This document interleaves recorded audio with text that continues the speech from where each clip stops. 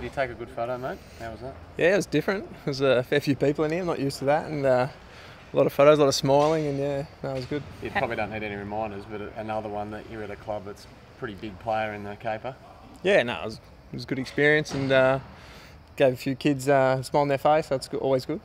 How do you prepare for a couple of bicep curls in the gym?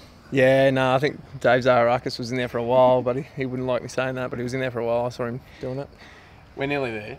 In terms of games, or AFLX anyway, I suppose, and you've got a couple of trial games coming up. How are you feeling? Yeah, good. Yeah, I've done about 90% of pre-season, so we've got an intra-club this Saturday, and then obviously next Friday night we kick off our campaign with AFLX, and looking forward to hopefully getting a go at that. It's nice and exciting, less numbers, and it should be exciting for the fans to come watch. How have you found the training for that so far? Yeah, it's different. It's hard.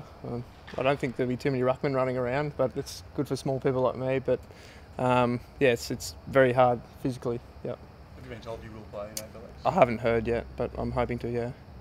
That's a question we ask you every time you get put up. But no one's ever doubted the talent. But what changes this year for you in terms of the knee, and what makes you think you're going to get through when in the last couple of years you've struggled to? Last year obviously I battled through with it, having my meniscus, but I've done a full pre-season, got a lot of confidence, and a new role and new club, so I'm feeling very confident. Done all my time in the midfield, and it feels like I've been drafted again. I'm really enjoying it. Just physically, is it something that you thought, I just need a change of luck, and that's those things that happen, or did you make other changes to sort of minimise the risk? No, not really, just managing it a little bit better, and being home is a better balance for me. Not always being about football here, and being able to go home, and even we've got a camp this weekend, Bowen Head, so better catch up with family and friends for a coffee, and you really don't know how much energy that gives you. So mentally, we talk physically, but mentally it's been amazing by the sounds. Yeah, well, it's really nice. It's something you don't think about when you're in Sydney, but being home, it's been really refreshing. How much do you expect to play in the midfield versus forward?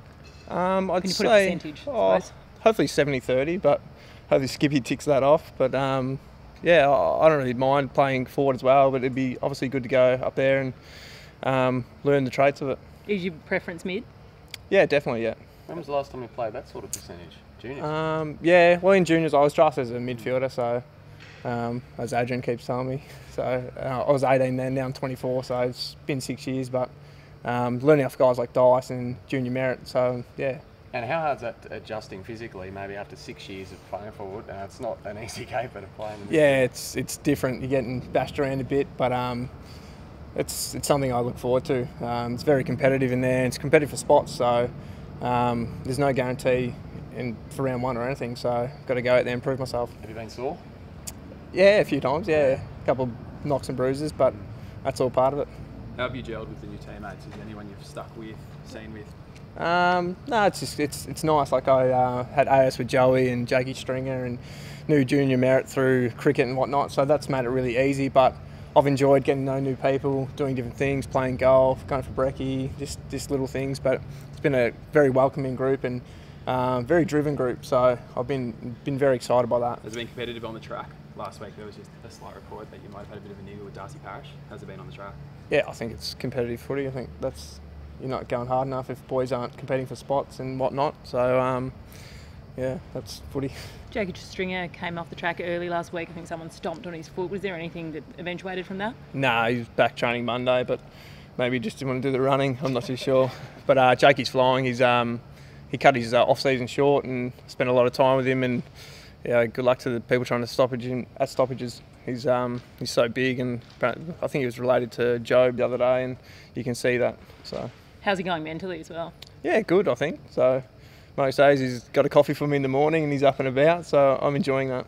At the Giants, you're probably known as a guy who sort of played on the edge of one of several guys there. Is that going to stay the same here, you think? Yeah, I've been told to be myself here and whatnot, so you've got to find the line, and obviously all the new rules now with fines and stuff, but you've got to play on the edge, and that's the sport we play. How far does this new club of yours go, do you think, this year? Oh, well, last year they played a final we played a final after last year of what we've gone through, so it's pretty exciting. The other day they said put your hand up if you played 50 games, and not even half the room did, so I was like, wow, we've got a lot of room for improvement, and it's exciting for the next 4 to 6 years. There's a lot of hype around the team, isn't there, with you guys coming on board, those additions. I mean, a lot of people are pretty keen to say that if you're doing that, you're going for the premiership. What do you subscribe? What do you make of all that, Shadow? Yeah, well, that's why you play, is to be successful and playing finals and playing the big games, and you never know how far you can go. You can see Richmond got on a roll last year and the year before the Doggies. So hopefully we just keep improving, continue to improve our team defence because our offence is really good. And yeah, hopefully give it a shake. You mentioned in an experienced group. Would you put your hand up for a leadership position given its own experience? Yeah, well, I was in the leadership group last year, so played 100 games now, and lately I've realised that I am one of the senior guys here, and that's something you've got to take on with training and off the field and helping people out. I think your first couple of years you're just worried about getting a game, but now it's about helping people and helping the team. You've been here long enough now to say, there's probably heaps, but what are some of the major differences between the Essendon Footy Club and somewhere like a GWS and expansion club? Well, I've said it a few times, there's established clubs, there's a lot of history, and it's very different. We have a lot of fans at training and stuff that I'm getting used to. I go for a coffee and someone wants a photo, or yeah, it's very different, but I'm enjoying it. Was it hard to tell Taylor Adams when you joined the Bombers? Yeah, I was glad he was in Bali because I think he would have been pestering me a bit more. So he still tried to FaceTime me a few times, but I just pretended I didn't see them. So no, I had dinner with Tay last week, and he seemed to be going really well as well. So yeah. I know we've spoken about it before, but what does it mean, the number 5 jersey? What does it mean to you? Yeah, it's pretty cool. It's something coming here I didn't really think about, and wish he gave me a call and said, "Would you like to wear number 5?" And I was just smiling from ear to ear because it's a great opportunity. Obviously, Hurdy and Brett Stanton, these guys have worn it. But at the same time, it's now my jumper, so I've got to look after it and play some good football in it. He hasn't been in touch to wish you good luck or anything, has he? I think the last 3 people that have worn it all, wish me luck. So it's been, Including Hurdy? Yeah. He called you, or is it? He's been around the club and said, g'day. Philosophically, game style wise, are they pretty similar? Well, obviously, you're a pretty high scoring team up there. We know how the guys play here. Is that helped and is that accurate?